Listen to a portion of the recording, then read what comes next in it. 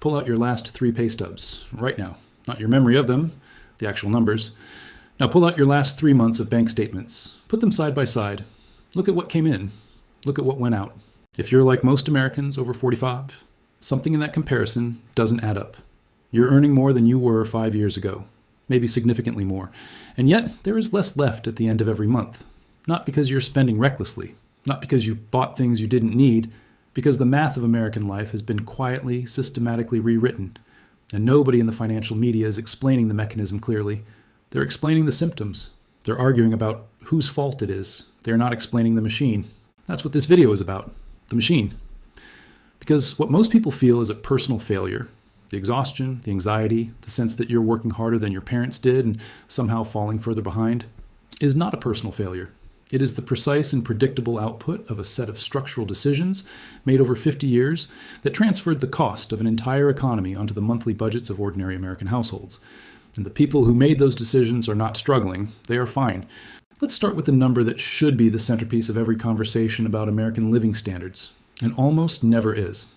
In 1970, a single-income earner with a high school diploma could purchase a median-priced American home, support a family of 4, send children to a state university without debt, and retire with a pension. That sentence sounds like mythology.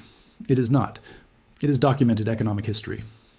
The median home price in 1970 was approximately $17,000. Median household income was roughly $8,700. The home cost approximately 2 years of household income. Today, the median home price in the United States is approximately $420,000. Median household income is approximately $74,000. The home now costs nearly 6 years of household income, and that's the national median. In coastal metros where jobs are concentrated, the cities you actually have to live in to access the best paying positions, the ratio is 10 to 1, 12 to 1, 15 to 1. A 52-year-old high school history teacher in Phoenix named Richard Morales has been teaching for 24 years. He earns $61,000 a year. His wife is a dental hygienist earning $52,000. Combined household income of $113,000, which puts them comfortably above the national median. They rent a 3-bedroom house for $2,400 a month. They have tried 3 times in the last 4 years to qualify for a mortgage on a home near Richard's school. Each time, the calculation doesn't work. The homes in their target area start at $480,000. At current interest rates, the monthly payment on a 30-year fixed mortgage at that price, with a 10% down payment, exceeds $3,200 before property taxes and insurance. That is 34% of their gross combined income before taxes. After taxes, it is closer to 45% of their take-home pay. The bank says they qualify. The budget says otherwise. Richard and his wife are not making bad decisions. They are living inside a price structure that was not built for people who earn what they earn, regardless of how hard they work or how responsibly they manage their money. The home is not expensive because it is worth more. The home is expensive because of 50 years of zoning laws, building restrictions, NIMBYism, and the conversion of housing from a place where families live into an asset class where capital compounds. That conversion did not happen by accident. It happened through thousands of policy decisions at the local, state, and federal level. Decisions that consistently prioritized the interests of existing homeowners over the interests of people trying to become homeowners. And the people making those decisions were overwhelmingly existing homeowners. The house didn't get more valuable. The access got more restricted. Now, tell me in the comments, do you own your home or do you rent? And if you rent, is buying something you've genuinely given up on or something you're still working toward? I'm not asking to judge either answer.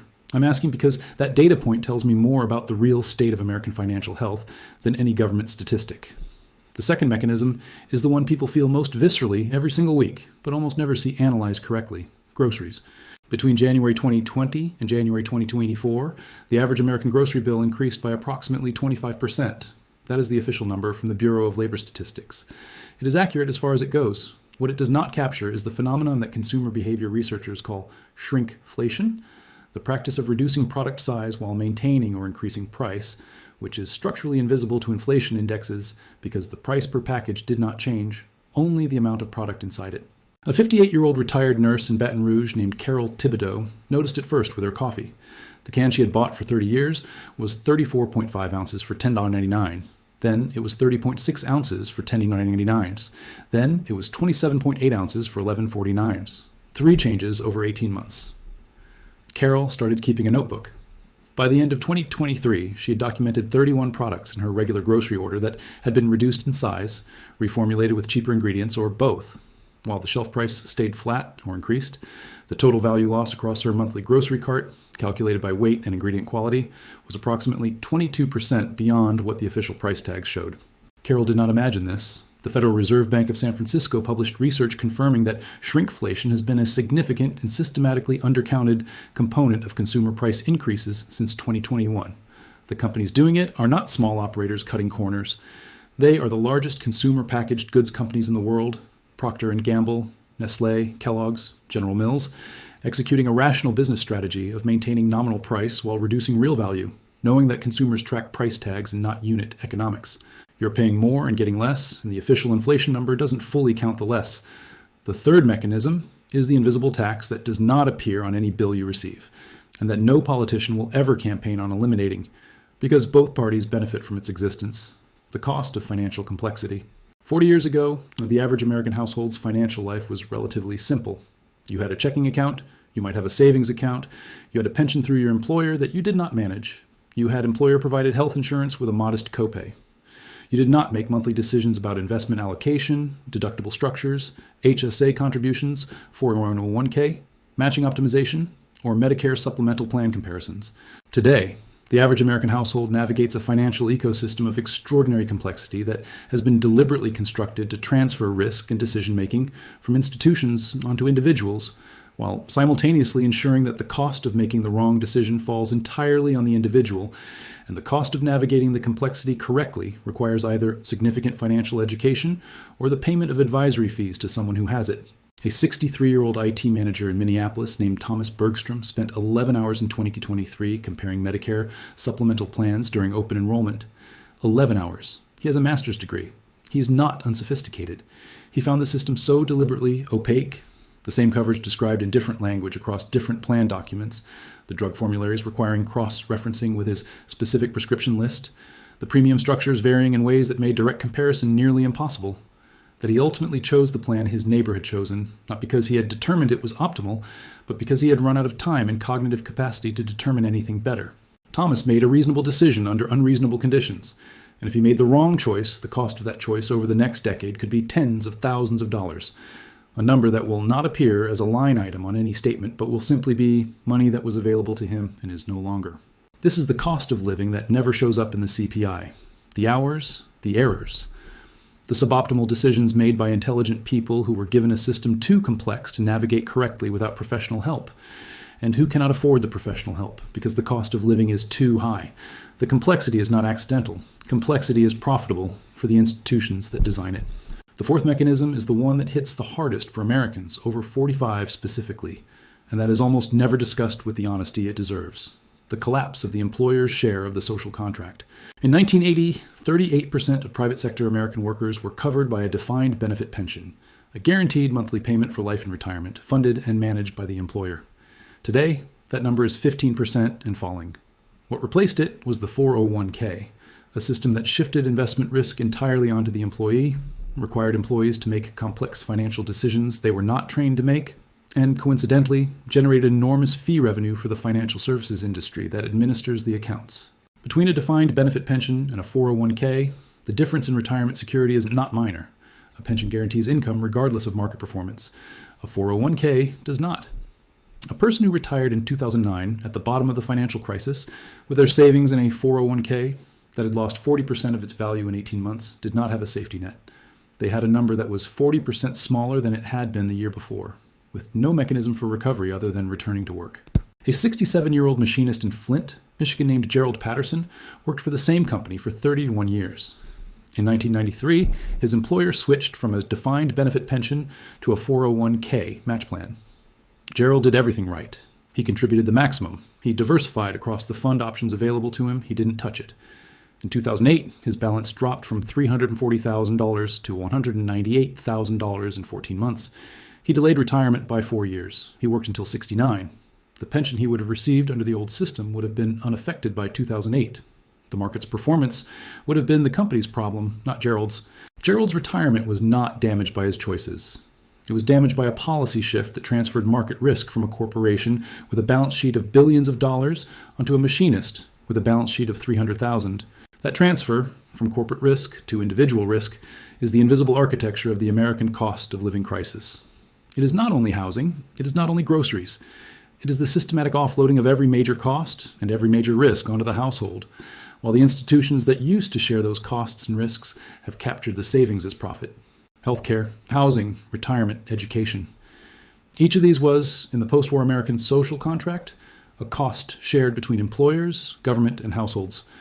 Over 50 years, through thousands of individual policy decisions and corporate strategies, each of them has been progressively moved onto the household alone. The household income did not increase proportionally. The household did not get a vote on the transfer. The household was simply told, year by year, that the system had changed and that personal responsibility required adapting to it. This is not a natural economic process. It is not the invisible hand of the market optimizing outcomes. It is a set of political choices made by people who had the power to make them and who benefited from the results. Here is the historical context that places this moment correctly.